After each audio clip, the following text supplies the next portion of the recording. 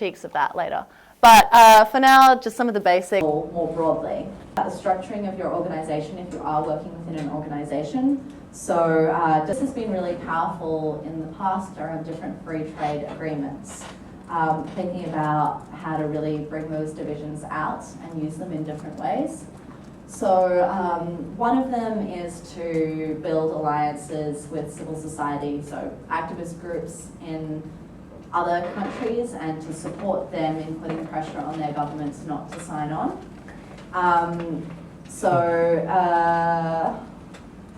We also need to think about ways in which those disagreements will help to make the problems with the TPP more visible. So if you have governments around the world saying we're not going to sign because of X, Y, Z, that would be really helpful for our own activism.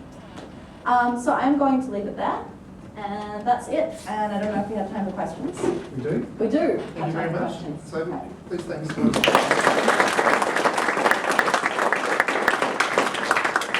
we have 10 minutes for questions. Great.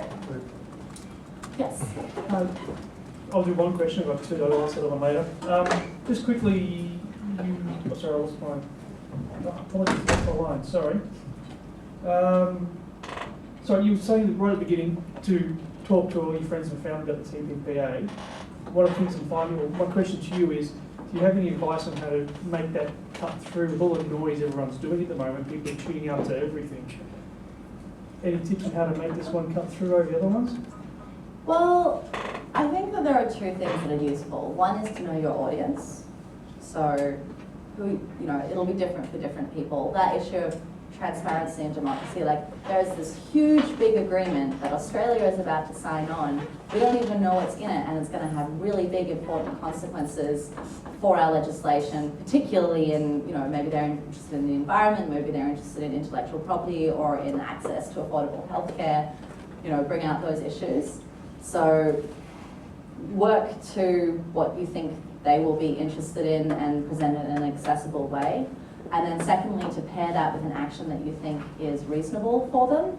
So you might say, oh, I will email you the choice petition, and it would be really great if you could send that on to some friends. Or if they're the kind of person who will call a minister, great. If they're the kind of person who will hold a town hall meeting, getting everybody interested, great, So think about what they can actually do. So don't just tell them there's this big awful thing. Say there's this big awful thing and you can do X or Y or Z or all of them. Yeah. Do you think the TPP will be affecting the university sector at all? Well, I mean, we are affected by intellectual property restrictions and by having to work in it will probably have some effects on fair dealing and that kind of thing. So, yes, probably. So why was academia not in that list of potential allies? I kind of touched on that, but I could have brought it out a little more. There are a lot of researchers who are working on this. There are a lot of articles on the conversation at the moment, and we should be drawing on their analysis in our activism. Definitely, there are a lot of people who are doing things around this. Yeah. Hi, I've done activism before, but I was curious, do we have any information on how effective it is? Well, this is a really... Can you repeat the question? Pardon? Can you repeat the question? So the question was, how effective is activism? This is a really broad question. It depends on what you're working on. It depends on what you're trying to achieve. It depends on the political structure you're working within. On some issues, there's very little hope of achieving anything. It might be that on this issue, the Abu government is going to sign it no matter what we do. But we might also be contributing to a better political environment for other action in the future by taking action on this and getting people to pay attention. Just wanted to, so that question about is activism effective? On a lot of, particularly on the intellectual property issues here, part of the reason why this is happening as a trade agreement is because activism is effective. Because a lot of this stuff, these particularly bad ideas came up, they pushed them within the WTO, and then suddenly all the small developing nations took over the WTO and said, stop using it to push your, stop pushing it a developed nation agenda.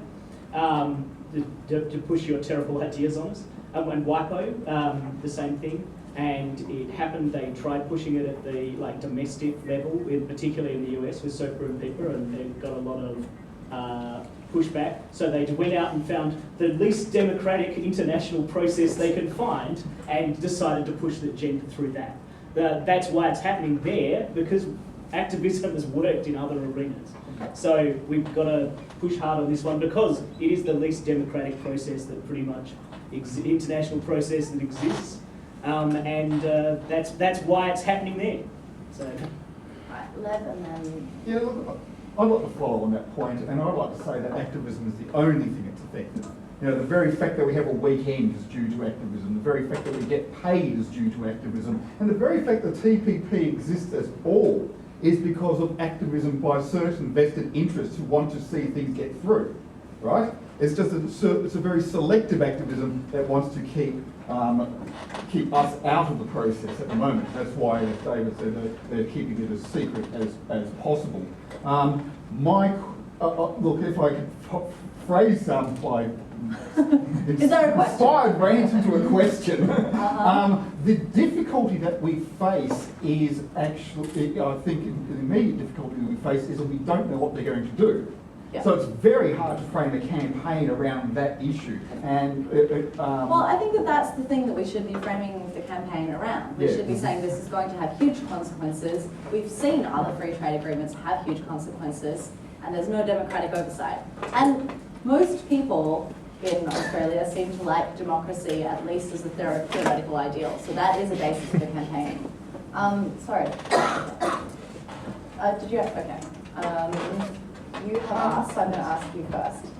If they've got a long question, they talk to them more. Because Oh, they yeah, can't sorry, get- I should repeat the questions as well.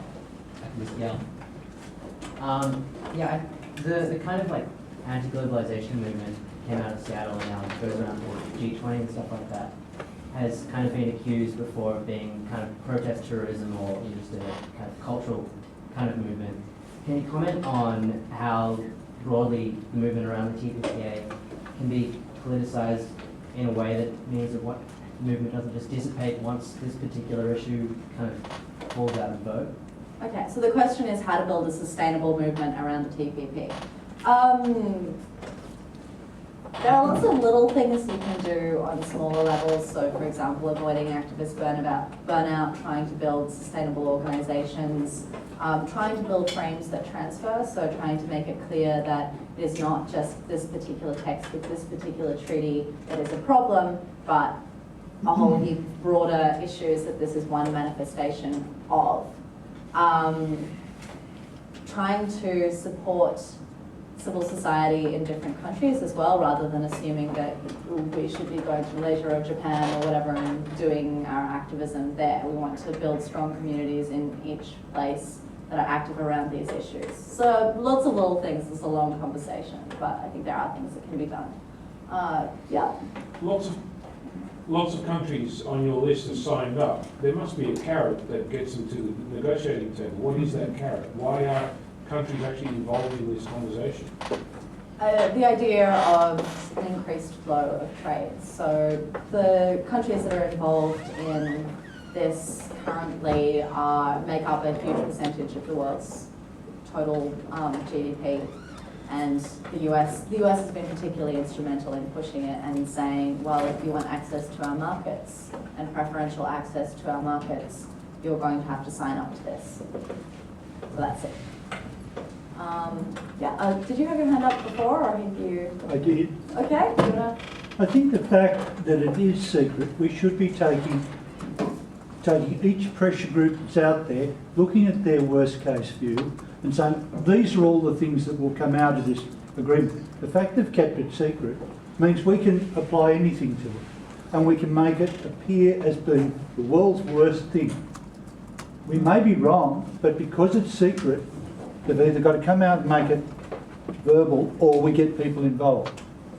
Yeah, that's a potential point as well, to say, worst case scenario, this might do this terrible thing. All of you will be on fire under the TPP, literally on fire. Not, No, that's more believable. not that But far. yeah, it's a good point. Yeah. I mean, you've We brought could out the really fracking say- one. The fracking one is a good one to get a good group on board. There's a Yeah. whole lot of things that will get different groups on board. We could force Yeah. the Also the political healthcare side to issues react as in well. that case. Yes, And then yes, we have something to work with. yes. This conference and the Free Software Community are a great example of sustainable activism over 20 years. But my question to you is, the unions and the Greens and others will be funding their campaign. Is anyone in the IT space funding campaign roles? That is an interesting point, and I don't know the answer to it, and I would be interested in it. I think, are we out? One more we can Okay. take. One of the issues I think that comes up in activism a lot and is potentially a problem for getting the critical mass from people who see themselves as being more mainstream rather than kind of fringy or radical is that certain groups can sometimes kind of co-opt particular causes and kind of bend them to their own agenda. We see this a lot in the queer community where a lot of the activism, the argument is of course that it may not happen without some of these people pushing it, but when it does happen, it often gets a lot of pushback from people in the community. Maybe some of the answers to this are on the Beautiful Revolution toolbox, but how do we go about treading that line where we're pushing an agenda that is seen as being radical by some without, I guess, getting the mainstream people that we really need behind us offside, and yet still be effective, because obviously you can't just, play nice and ask people to give you things. That's never actually worked. Do you have any thoughts about how that can be done? I mean, obviously it's difficult because everyone has a voice and they're entitled to it, but it can be strategically frustrating to see that come up. Okay, so the question is, how do we effectively build activism and build alliances when people have a range of different perspectives, from more radical to more mainstream ones? I'm maybe not the best person to ask about this because I tend to be more, well, I think that those radical voices are incredibly important in most campaigns. But I think in most cases, if you're strategic and if different groups show respect for each other, and if you think carefully about how to leave space for radical activism and how to ensure that that has space to be effective, and at the same time that the campaigns can be broadly accessible so more people get involved and potentially more people get radicalized, then that is one way to do that. It depends on how to actually work that on particular campaigns and particular issues. But yeah, that again is another very long conversation. Thank you very much. Please thank Scott again.